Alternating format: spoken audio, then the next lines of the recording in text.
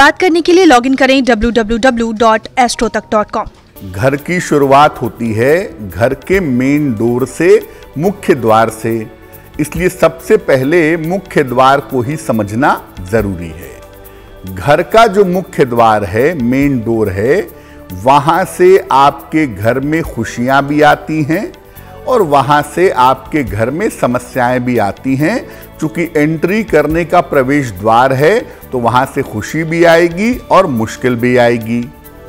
अगर आप अपने घर के मुख्य द्वार को ठीक रखते हैं तो आपके घर में उस दरवाजे से ज्यादातर खुशियां प्रवेश करेंगी, ज्यादातर घर में खुशियां आएंगी। अपने घर के मुख्य द्वार को साफ सुथरा रखना चाहिए, साफ सुथरा रखिए।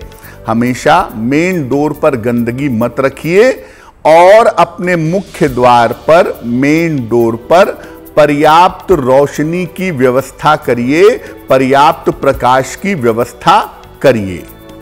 अपने घर के मुख्य द्वार पर एक नेम प्लेट भी लगाइए, लेकिन ध्यान रखिए कि नेम प्लेट का जो बेस कलर है वो काले रंग का नहीं होना चाहिए।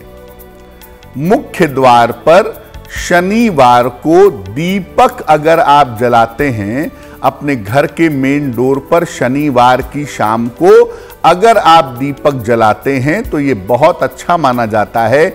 ऐसा करने से दो फायदे होते हैं। पहला फायदा होता है कि घर में रहने वाले लोग कम बीमार पड़ते हैं और दूसरा फायदा होता है कि घर में रहने वाले लोगों की रोजगार से जुड़ी हुई जो समस्याएं हैं वो समस्याएं निश्चित रूप से दूर हो जाती हैं। देखिए, मुख्य द्वार का रंग भी काला नहीं होना चाहिए। मेन डोर पे आपने जो भी दरवाजा लगाया है, स्टील का लगाया है, लोहे का लगाया है, लकड़ी का लगाया है, मेन डोर पर काले रंग का प्रयोग आप नहीं करेंगे। जो भी आपका गेट है, जो भी आपका दरवाजा है, वो काला नहीं हो सकता, वो सफ़ेद हो सकता है, लाल हो सकता है, ब्राउन हो सकता है, लेकिन काले रंग का मुख्य द्वार आप कभी मत रखिए। क्योंकि देखिए, काला रंग वैसे तो कोई रंग नहीं है, लेकिन ये हर चीज़ को अपने अंदर एब्जॉर्व कर लेता है, हर चीज़ को अपने अंदर सोख लेता है। ऐसी स्थिति में मुख्य द्वार का रंग जितना सुंदर होगा, जितना ब्राइट होगा, सफलता मिलने की जीवन में संभावना उतनी ही ज़्यादा होगी। मेन डोर से जब आप प्रवेश करते हैं तो सबसे पहले जो जगह आती है वो है लिविंग एरिया या ड्राइंग रूम, जिसको कहा जाता है। क्या है इसका वास्तु का मामला? जो घर का लिविंग एरिया होता है उससे ये देखा जाता है कि आपके घर में आनंद कैसा है, आपके घर में हैप्पीनेस कैसी है, आपके घर में रिश्ते कैसे हैं, ये मामला वहां से देखा जाता है। अगर आप इसको ठीक कर देते हैं, अगर आप इसको बेहतर रखते हैं तो आप अपने जीवन के अवसाद को, डिप्रेशन को और तनाव को दूर कर सकते हैं।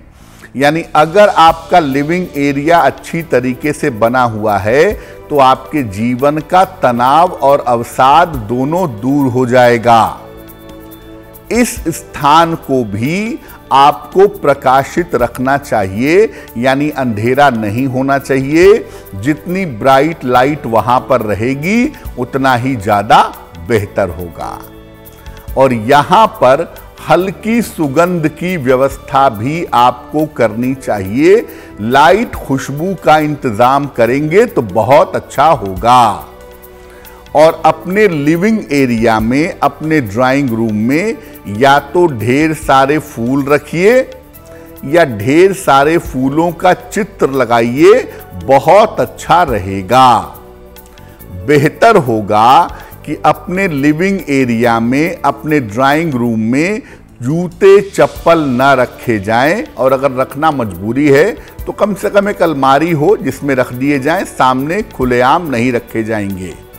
तो बेहतर यही होगा कि आप अपने ड्राइंग रूम में जूते चप्पल ना रखें, थोड़ी सी खुशबू रखें, लाइटिंग बढ़िया रखें, क्योंकि वहाँ पर आप ज़्यादातर समय अपना बिताते हैं और ज़्यादातर समय जब आप अपना आनंद से बिताएंगे तो आपके जीवन में, आपके परिवार में जो हैप्पीनेस है, जो खुशियाँ हैं, वो थोड़ी बढ़ती चली जाएंगी।